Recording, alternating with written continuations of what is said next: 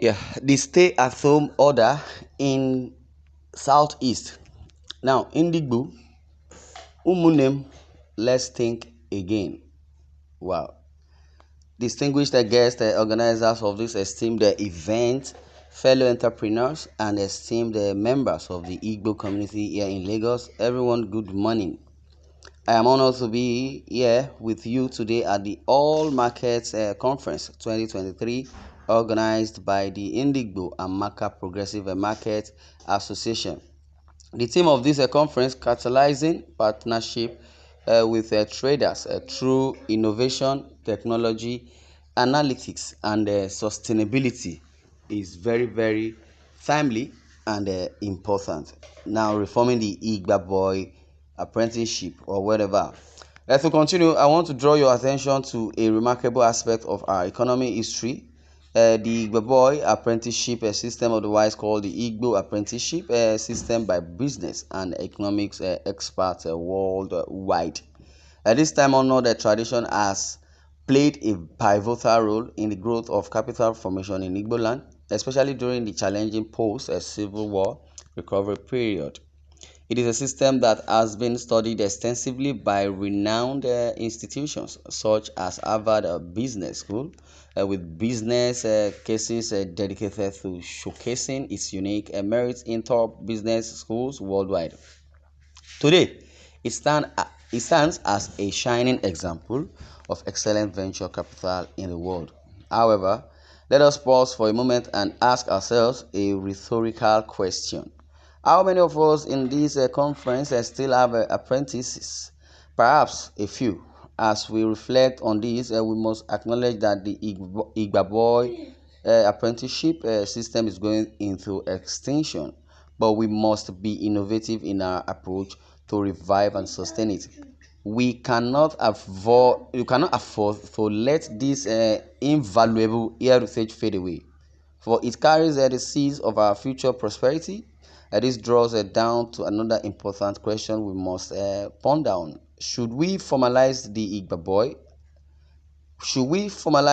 boy apprenticeship system? What I mean here is whether a national apprenticeship system should be set up that adopts the core element of the Igba boy apprenticeship system and combines it with the conventional education system in Nigeria to optimize the benefit of our teeming youth. This is why my office is open to you all. Umunem, please feel free to come and engage in this fruitful discourse as we look for the way forward to advance a core element of our rich economic and business practices and ensure that it is sustainable for future generations. On technology and sustainability, we also need to be more innovative in our use of technology. Technology can help us to improve our businesses in a number of ways, including increasing efficiency, reducing cost, and expanding our reach. Sustainability is not just about the environment, it is also about the growth of our businesses. We need to build businesses that can thrive for generations to come. Sadly, we are witnessing the decline of popular Igbo business names in Igbo land. This agitates my mind. Let me ask you a few questions. Where is Odumegu, Ojuku, and Sons, that was at one time the premier commodities trading consortium in Nigeria at its peak? Where is Ekenedilichuku and Sons, which was the premier transportation company in Nigeria at one time that crisscrossed the length and breadth of the country? Uh, in contrast, we all know the popular business families behind global brands like Toyota of the Toyota family in Japan, Adidas of the Dassler family in Germany, Hilton of the Hiltons in the United States, among the lot, are still thriving. Without succession plans or sustainable business models, our businesses face uncertain futures. In contrast, we look at the Chinese, the American, and the British family business that have thrived for centuries, driven by innovation, technology adoption, clear pathways for business succession, and also sustainable models. We must learn from them and adopt their strategies to improve our business style. The people and their families behind the enterprises in Igbo land, be it micro, small, medium, or large, must think out of the box and craft out processes for the longevity and the sustainability of their businesses.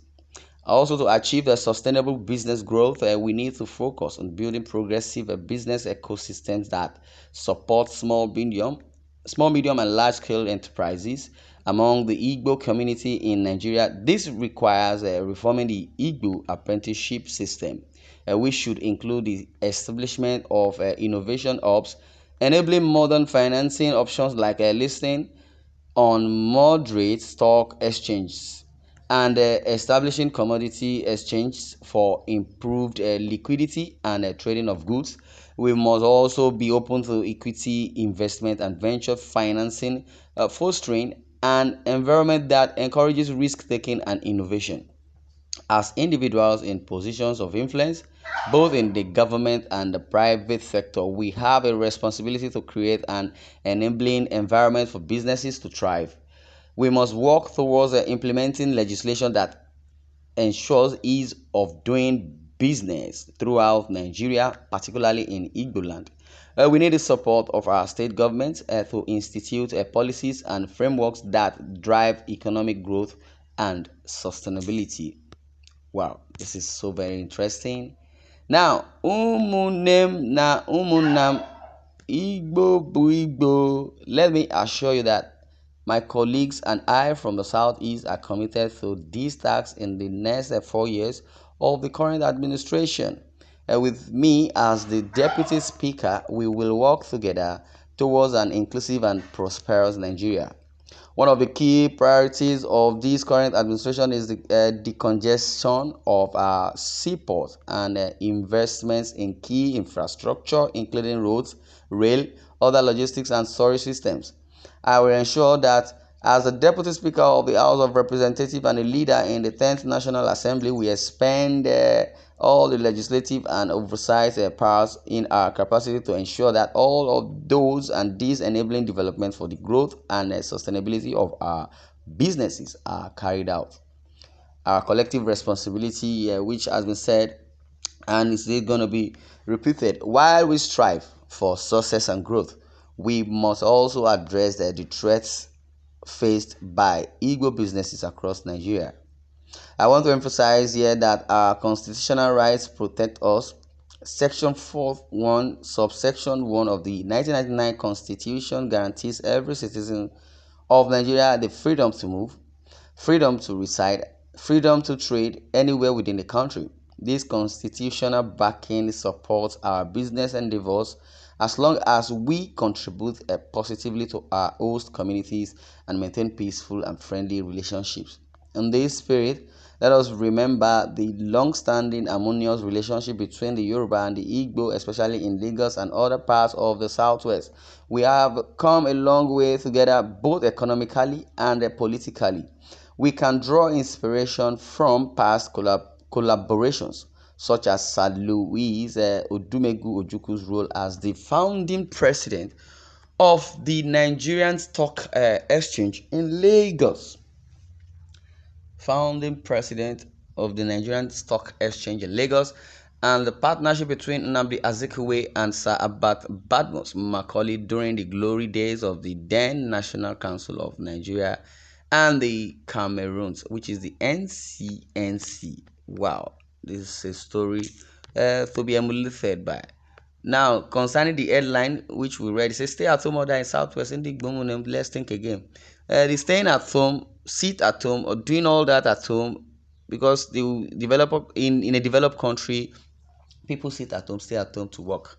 Work from home, work from this, work from that. But notwithstanding, I would say, according to the House of Representative member, it says staying at home in Southeast is prohibited. We should think as soon as you're staying at home, as per staying at home, sitting at home, you must do something, because the Igbo people have gone a whole lot of far distance than to stop. You understand? Because it says never despise the days of little beginning. As it is, I would say this is where I'm going to draw the curtain. I would like you to share, comment, and share your views in the comment section. And don't forget to subscribe to our YouTube channel at Independent TV 7. Well, thanks for listening and God bless you.